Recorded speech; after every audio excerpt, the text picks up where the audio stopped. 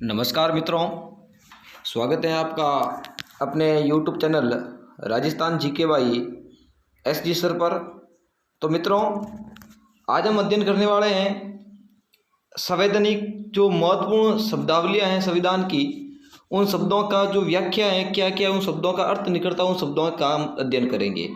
देखो मित्रों, आपको पता होना चाहिए कि भाई हम किस जैसे आप लोग हिंदी में अध्ययन कर रहे हैं तो हिंदी की कुछ शब्दों की जो महत्ता होती है आपको ज्ञात होनी चाहिए। इसी प्रकार आप पॉलिटिकल साइंस यानी राजनीतिक विज्ञान का आप अध्ययन कर रहे हैं और भारतीय संविधान की बात करें तो उसके अंदर कुछ महत्वपूर्ण शब्द हैं, उन शब्दों का ज्ञान होना चाहिए। और उन्हीं शब्दों का आज हम पार्ट 2 लिख रहे हैं आपके सामने।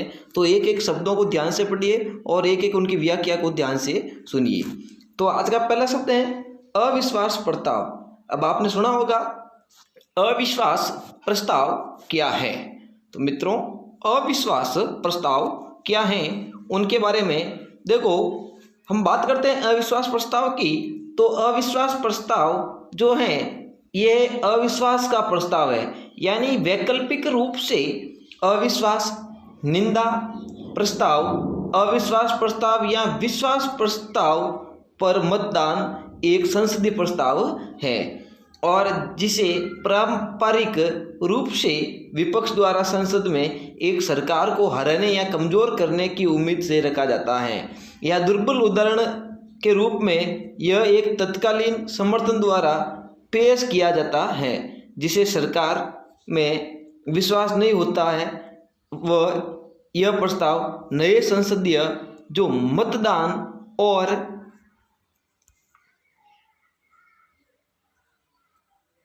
द्वारा पारित किया जाता है या अस्वीकार किया जाता है। इस प्रकार अविश्वास का जो मतदान होता है।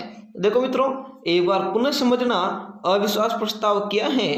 तो देखिए, अविश्वास प्रस्ताव जो है वैकल्पिक रूप से यानी किसी के जो सत्ता में है उसके ऊपर अविश्वास प्रस्ताव लाना या फिर निंदा प्रस्ताव या अविश्वास प्रस्ताव या विश्वास जो है प्रस्ताव के रूप में जो मत पर जो मतदान करना, उसके ऊपर क्या करना, मतदान करना। जैसे हम बात करते हैं वो ये एक संसदीय प्रस्ताव है और जो ये अविश्वास प्रस्ताव है वो एक संसदीय प्रस्ताव है, संसद में रखा जाता है, जिसे पारंपरिक रूप से जो है विधिवत रूप से हम जो रखता है विपक्ष रखता है। कौन रखता है? विपक्ष द्वारा संसद में एक सरकार को हराने के उद्देश्य से या कमजोर करने की उम्मीद से ये रखा जाता है।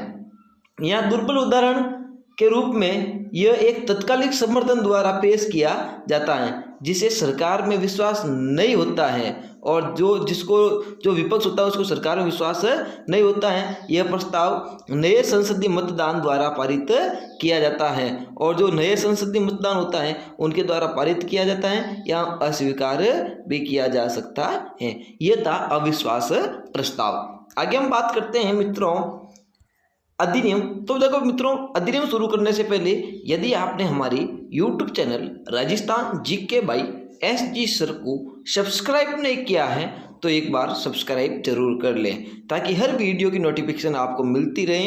तो एक बार पुनः तैयार हो जाइए हमारे इन शब्दों की ओर। एक एक शब्द को ध्यान से सुनिएगा, क्या शब्द कह रहा है। अधिनियम संसद की दोनों सभाओं द्वारा पारित विधेयक जिसे राष्ट्रपति ने अपनी अनुमति दे दी है उसे अधिनियम कहते हैं। यानी जो संसद के द्वारा जो दोनों सभाओं द्वारा पारित, संसद की दोनों सभाओं द्वारा पारित जो विधेयक होता है, यानी लोकसभा में पारित हो जाता है फिर राज्यसभा में पारित हो जाता है फिर उसे राष्ट्रपति अपनी अनुमति देता है, उसे अधिनियम कहते हैं। फिर है तदर्थ समिति विशिष्ट विषय पर विचार करने तथा प्रतिवेदन देने के लिए सभा द्वारा अथवा सभापति द्वारा अथवा संयुक्त रूप से दोनों सभाओं के पीठासीन अधिकारियों द्वारा गठित समिति को, यह समिति ज्यों ही अपना कार्य पूर्ण कर लेती है और इसके कार्यकाल समाप्त माना जाता है। तदर्थ समिति क्या है, एक बार पुनः ध्यान देना कि भाई विशिष्ट समय तो विशिष्ट विषय पर विचार करने तथा प्रतिवेदन देने के लिए सभा द्वारा अथवा सभापति द्वारा अथवा संयुक्त रूप से दोनों सभाओं के पीठासीन अधिकारी द्वारा गठित समिति और यह समिति ज्यों ही अपना कार्य पूर्ण कर लेती है इसका कार्यकाल समाप्त हो जाता है। तो मित्रों वीडियो कैसा लगा आप एक बार यूट्यूब में जरूर बताएं और जुड़े रहिए हमारे YouTube channel Rajasthan GK by SD sir पर। वीडियो को पूरा देखें। आगे बढ़ते हैं नेक्स्ट शब्द की ओर। वो नेक्स्ट शब्द है हमारा वो है वाद विवाद स्थगन। वाद विवाद स्थगन किसी प्रस्ताव संकल्प विधेयक जिस पर तत्समय सभा में विचार चल रहा है और उस पर वाद विवाद को सभा द्वारा गृहीत किसी प्रस्ताव के द्वारा प्रस्ताव में जो ही निर्दिष्ट किसी आगामी दिन तक के लिए अथवा अनियमित दिन के लिए स्थगित किया जाता है वो है वाद विवाद का स्थगन। यानी किसी प्रस्ताव संकल्प विधेयक जिस पर तत्समय सभा में विचार चल रहा है उस पर वाद विवाद को सभा द्वारा गृहीत किसी प्रस्ताव के द्वारा प्रस्ताव में ही निर्दिष्ट किसी आगामी दिन तक के लिए अथवा अनियत दिन के लिए स्थगित करना वो वाद विवाद का स्थगन कहलाता है। आगे सभा की बैठक का स्थगन। सभा की बैठक का स्थगन।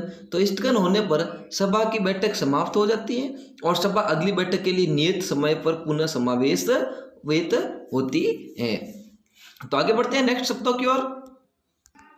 अगला शब्द है हमारा अनियत देन के लिए स्थगन। अनियत देन के लिए स्थगन। अगली बैठक के लिए कोई निश्चित तिथि नियत किए बिना ही सभा की किसी बैठक की समाप्ति वो होती है अनियत दिन के लिए स्थगन। अगला है विनियोग विधेयक। देखो मित्रों विनियोग विधेयक क्या होता है? यह किसी वित्तीय वर्ष अथवा उसके एक भाग की सेवाओं के लिए लोकसभा द्वारा जो है दत्त मत धन और भारत की संचित निधि पर प्रभारित जो है धन के भारत के की जो संचित निधि की से प्रत्याहरण अथवा विनियोग का उपबंध करने के लिए वार्षिक रूप से पारित किया जाने वाला धन विधेयक जो विनियोग विधेयक कहलाता है अथवा वर्ष में एक विधेयक कई बार आ सकता है। बैलेट क्या है मित्रों? राजनीति की भाषा में हम बात करें बैलेट की, जो बैलेट क्या है? बैलेट है वो लॉटरी के जरिए एक से अधिक सूचनाओं की परस्पर अग्रता को निर्धारित करने की प्रक्रिया है, वो है बैलेट।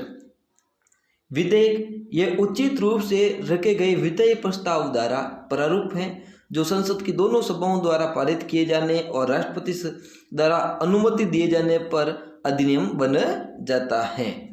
यानी जब तक राष्ट्रपति अधिनियम नहीं देती, दोनों सभाओं में स्वीकार नहीं होता, पारित नहीं होता, तब तक वो विधेयक रहता है। राष्ट्रपति की अनुमति के बाद वो विधेयक क्या बन जाता है? अधिनियम बन जाता है। तो मित्रों एक बार पुनः आपका स्वागत है अपने YouTube channel Rajasthan GK by SD sir पर। अब हम बात करते हैं बजट की। तो अब बजट क्या है इसकी बात करें मित्रों तो यह किसी वित्त वर्ष के लिए भारत सरकार की जो है प्रकलित आय और व्यय का वार्षिक वित्तीय विवरण होता है और राज्यसभा के सभा पटल पर बजट दो भागों में अर्थात रेल बजट और सामान्य बजट के रूप में रखा जाता है। यानी यह किसी वित्त वर्ष के लिए भारत सरकार की जो है प्रकलित आय और व्यय का वार्षिक वित्तीय विवरण होता है। राज्यसभा की सभा पटल पर बजट दो भागों में अर्थात रेल बजट और सामान्य बजट के रूप में रखा जाता है।